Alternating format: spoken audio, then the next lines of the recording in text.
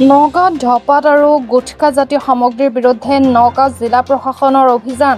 নগাঁও চহৰৰ চৰকাৰী কাৰ্যালয় চৌহদত শিক্ষানুষ্ঠানৰ পৰা 100 মিটাৰ দূৰত্বত থকা পাণ দোকান আৰু চিকিৎসালয়ৰ চৌহদ আদিত থকা পাণ দোকানত অভিযান চলাই বুজন পৰিমাণৰ ধপাত আৰু গুটখা জাতীয় সামগ্ৰী জব্দ কৰিবলৈ সক্ষম হয়।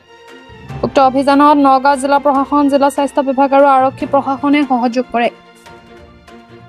Cigarette and Tobacco Products Act 2003 অধীনত যিকোনো শিক্ষা প্ৰতিষ্ঠানৰ 100 মিটাৰ মেইনলি 100 ইয়াৰ্ছৰ ভিতৰত কোনো চিগাৰেট, জৰ্দা বা খৈনী বা যিকোনো টবেকো প্ৰডাক্টছ কোনো দোকানীয়ে বিক্ৰী কৰিব নোৱাৰে। সেই মৰ্মে আজি আমি নগাঁৱত চহৰত আজি আমি এটা ড্ৰাইভ ষ্টাৰ্ট কৰিছোঁ কপ্তা এই 2003 আইনৰ অধীনত। যে আমি চেকিং কৰি আছোঁ যে শিক্ষা প্ৰতিষ্ঠানবিলাকৰ স্কুল কলেজৰ আশে পাশে 100 মিটাৰ্ছ বা 100 ইয়াৰ্ছৰ ভিতৰত যদি এনেকুৱা চিগাৰেট, গুটখা, পাণ মছলা, খৈনী বিক্ৰী কৰি আছে তেওঁলোকক আমি চেক কৰি আছোঁ। ইনিচিয়েলি আমি এটা কম ফাইন কৰি আছোঁ, 200 টকাৰে এটা ফাইন কৰি আছোঁ যিটো আমাৰ আইনত আছে।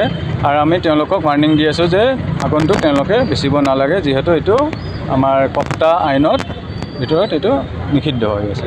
তো ইতিমধ্যে আমি গোটেই দিনটো আজি কাৰ্যসূচী আছে আমাৰ কাৰ্যসূচী আৰু আগন্তুক চলি থাকিব। য'ত কলেজৰ যিকোনো স্কুল বা কলেজৰ 100 মিটাৰৰ ভিতৰত আমি এনেকুৱা দোকানপাট আমি চেক কৰিম। আৰু যদি আমি এনেকুৱাকৈ চিগাৰেট বা যিকোনো টবেকো আইটেমছ পাওঁ আমি বিহিত ব্যৱস্থা ল'ম। যদিহে পুনৰাবৃত্তি ঘটে একেখন দোকানে যদি বাৰে বাৰে একেটা কাম কৰে তেতিয়া ট্ৰেড লাইচেন্সো কেঞ্চেল হ'ব পাৰে, ফাইনৰ সংখ্যাটো বহুত বাঢ়ি যাব পাৰে।